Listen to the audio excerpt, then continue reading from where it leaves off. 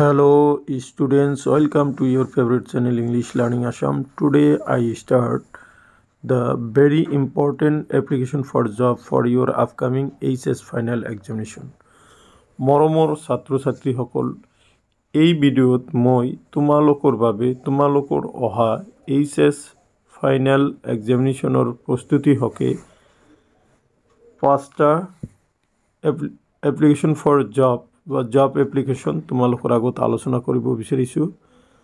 আশা কৰিম এই পাঁচটা জব এপ্লিকেশ্যন তোমালোকে ষ্টাডি কৰাৰ লগে লগে পৰীক্ষাত যিকোনো জব এপ্লিকেশ্যন তোমালোকে সলিউশন কৰিব পাৰিবা। এই পাঁচটা জব এপ্লিকেশ্যন হ'ল for the post of assistant teacher, English teacher, computer assistant, manager and sales executive. গতিকে তোমালোকৰ 10 নম্বৰ অনায়াসে তোমালোকে এই ভিডিঅ'টো চোৱাৰ পিছে তোমালোকে পাবা বুলি আশা ৰাখি আজিৰ ভিডিঅ' আৰম্ভ কৰিছোঁ। You are Arunabha. You have seen the advertisement in the post for the post of English teacher in Model Public School, Jorhat. Write an application for the post in response to the advertisement. Give your biodata also. 2012 কোৱেশ্যনটি আহিছিল। ইয়াতে English টিচাৰৰ কাৰণে তোমালোকৰ application লিখিব আহিছে। তোমালোকে same থাকিব, গোটেইখিনি same থাকিব, জাষ্ট তোমালোকে স্কুলৰ নাম আৰু যিজন কেণ্ডিডেট থাকিব, যেনেকুৱা ইউ আৰ, ইয়াতে দিছে অৰুণভা, এই নামবিলাক চেঞ্জ হৈ থাকিব আৰু পোষ্টৰ নাম চেঞ্জ হ'ব আৰু স্কুলৰ নাম এই তিনিটাই চেঞ্জ হ'ব, বাকী গোটেইকেইটাতে একেই হ'ব। দেখা তোমালোকে পোনপ্ৰথমতে সেন্ডাৰ এড্ৰেছ এপ্লিকেশ্যনত লিখিব লাগে। তোমালোকে লিখা যে কি লিখিছোঁ যে পাণবজাৰ, গুৱাহাটী, আসাম পিন 781001। তাৰপিছত তোমালোকে এড্ৰেছ কৰা কালৈ তোমালোকে এপ্লিকেশ্যনখন লিখিবা, সেই তালৈ এড্ৰেছ কৰা to the principal, model public school, Jorhat, Assam. Dated Guwahati, the 13th February 2025. Subject application for the post of English teacher. সবতে একে দিবা, টু দ্য এইটো চেঞ্জ হ'ব আৰু ডেটেডটো তোমালোকে এইটো সেমে ৰাখিবা।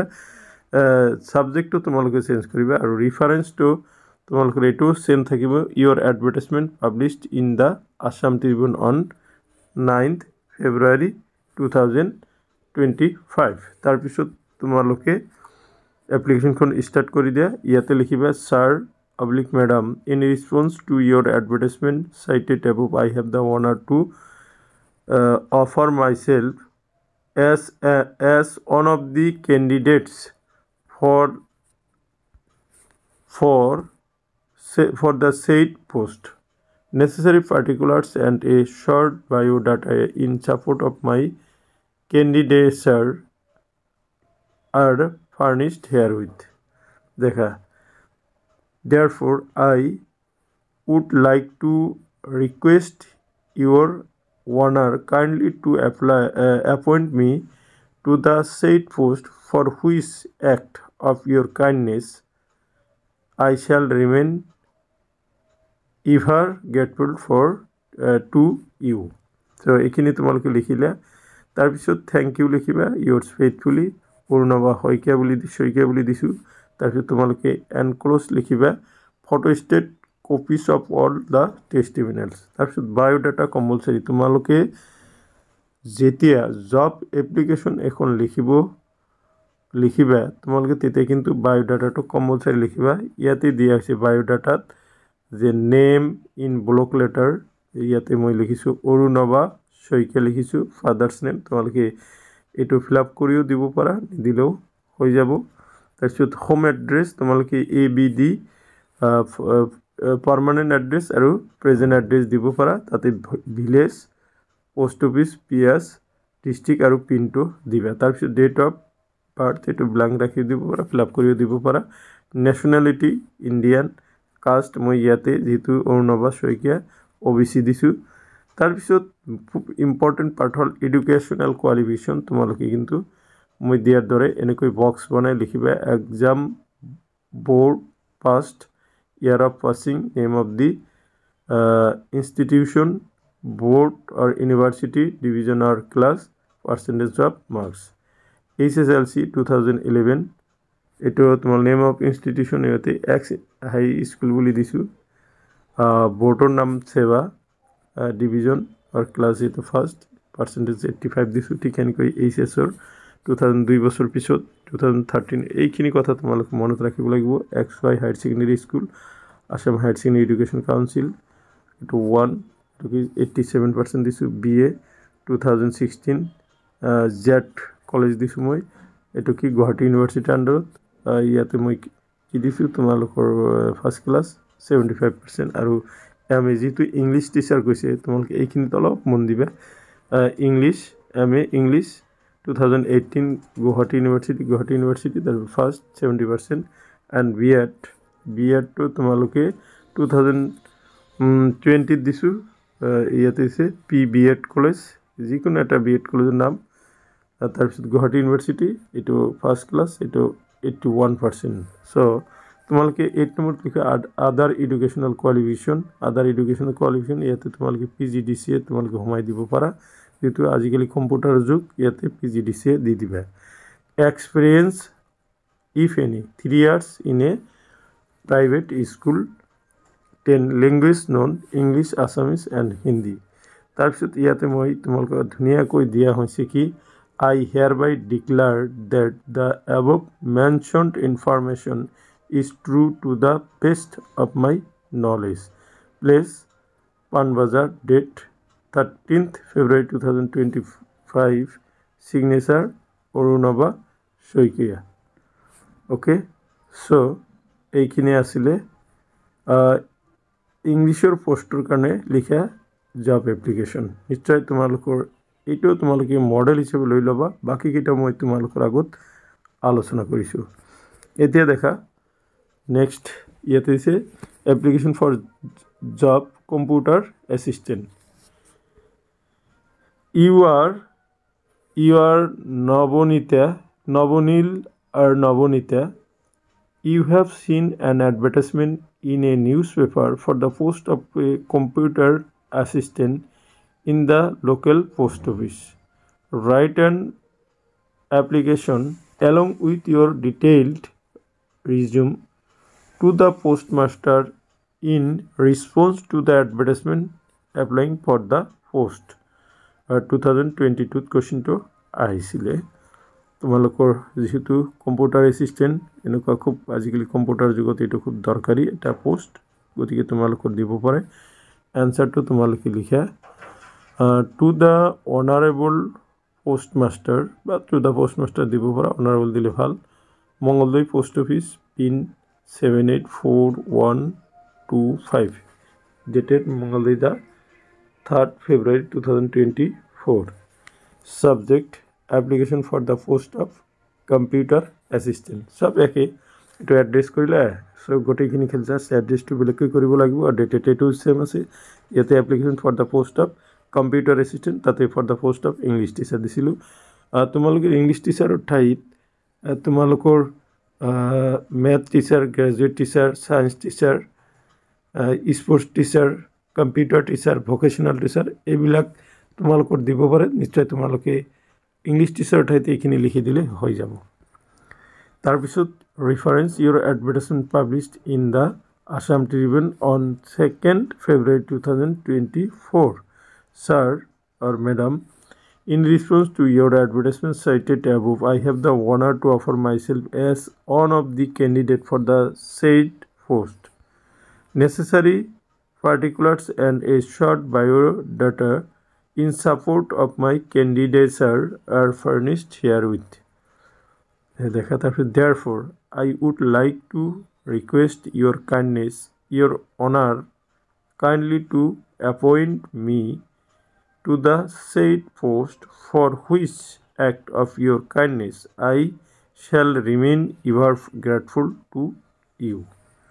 So ইয়াতে দিয়া হৈছে thank you yours faithfully নবনীল বা নবনীতা দিলেও হ'ব ইয়াতে তোমালোকৰ ইনক্লুজ photostat copies of all the testimonials the biodata to তোমালোকে সোয়া বায়োডাটাত ইয়াতে নেমটো দি আছে নৱনীতা দিছোঁ ফাদাৰ্ছ নেম তোমালোকে লিখিবা হোম এড্ৰেছতে এনেকৈ AB পাৰ্মানেণ্ট আৰু প্ৰেজেণ্ট লিখিবা date of birth nationality Indian caste যিটো caste for OBC SC general এটা লিখি দিলে হ'ব এডুকেশ্যনেল কোৱালিফিকেশ্যন ইয়াতে BA বুলি দিছোঁ কম্পিউটাৰ এছিষ্টেণ্টৰ কাৰণে আৰু আদাৰ এডুকেশ্যনেল কোৱালিফিকেশ্যন ইয়াতে PG DCA বুলি দিয়া হৈছে experience of if any 5 years experience as computer operator and 10 language non English Assamese Hindi Bengali তাৰপিছত তোমালোকে সিগনেচাৰ এটা দি দিবা সো এইখিনি আছিল কি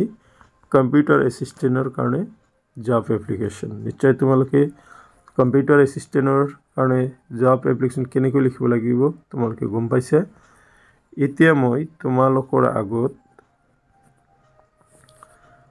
আৰু এটা জব এপ্লিকেশ্যন লৈ আহিছোঁ তোমালোকৰ আগৰ নিচিনাই জাষ্ট এইটোত অকণমান চেঞ্জ আছে সেইটো চোৱা You are Ranjana. You have come across an advertisement in a local daily regarding a situation vacant for the post of assistant teacher in a school at Jorhat. Write an application to the headmaster of the school submitting your candidature for the same. Mention other relevant documents. or details 2015 তাইছিল ইয়াতে দিছো ৰঞ্জন বৰুৱা এটা left সাইডত দিলে হ'ব GS Road Guwahati to the principal of Model Public School Jorhat তাৰপিছত dated Guwahati the 31st October 2020 তাৰপিছত subject লিখবে ইয়াতে অকণমান উল্টা পুল্টা হৈ গৈছে তোমালোকে সাবজেক্টটো লিখবে application for the post of assistant teacher reference your advertisement published in the Assam Tribune on 25th October 2020. Sir / Madam, with reference to the advertisement cited above, I have the honor to offer myself as a candidate for the post of assistant teacher in your school. I have the necessary qualifications and experience for the post. Hope you will consider my case and provide me an opportunity to appear in the interview. Necessary particulars and a short biodata in support of my candidature are furnished herewith. Thank you. Yours faithfully, Ranjan Barua.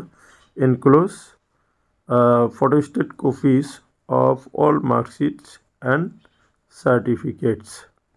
ইয়াতে দিছে biodata তোমালোকে নেমটো লিখিছোঁ Ranjan Barua father's name ইয়াতে বিপুল বৰুৱা বুলি লিখিছোঁ home address দিয়া হৈছে তাৰপিছত কণ্টেক্ট নম্বৰ দিয়া হৈছে date of birth nationality caste educational qualification তোমালোকে এডুকেশ্যনেল কোৱালিফিকেশ্যন মই যেনেকৈ ইংলিছ টিচাৰত দিছোঁ ঠিক সেনেকৈ লিখিবা আদাৰ কোৱালিফিকেশ্যন PGDCA এক্সপিৰিয়েঞ্চ 3 years লিখি দিব পাৰা তাৰপিছত language non Assamese English and Hindi তলত চিগনেচাৰটো দি দিবা সো এইখিনি আছিলে তোমালোকৰ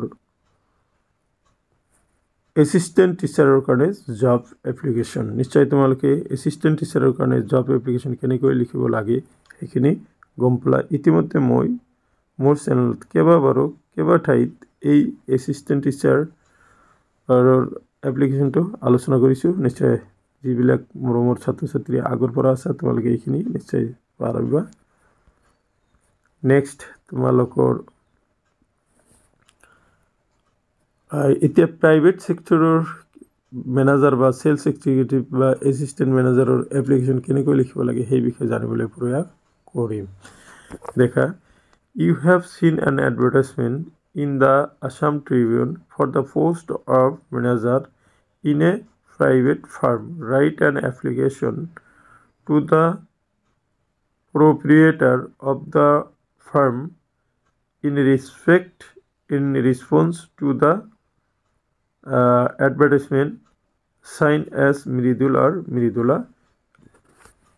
দেখা এইটো এড্ৰেছটো 22 MG Road, Kahelipara, Guwahati, Assam. Pin নম্বৰটো তলত দি দিবা টু দ্য প্ৰপ্ৰিয়েটাৰ দেখা কেনেকৈ লিখিব লাগে এইটো প্ৰপ্ৰিয়েটাৰ লিখিব লাগিব বা ডিৰেক্টৰক লিখিব লাগিব Messrs star cement private limited Guwahati Assam dated Guwahati the 20th November 2020 subject application for the post of manager reference your advertisement published in the Assam Tribune on 15th November 2020 sir oblique madam Dibupara in response to your advertisement cited above I have the honor to offer myself as one of the candidates for the said post. Necessary particulars and a short biodata in support of my candidature are furnished herewith. Under the circumstances stated above, I would like to request your honor kindly to appoint me for the said post for which act of your kindness I shall remain ever grateful to you.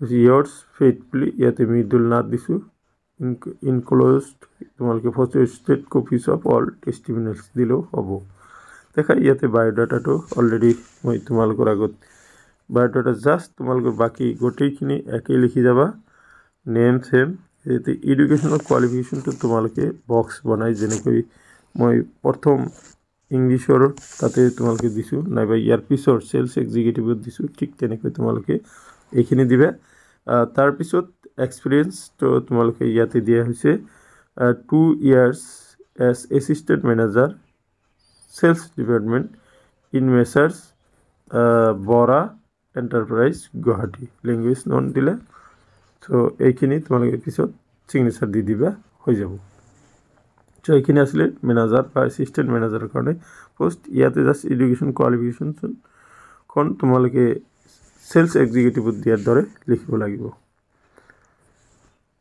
এতিয়া দেখা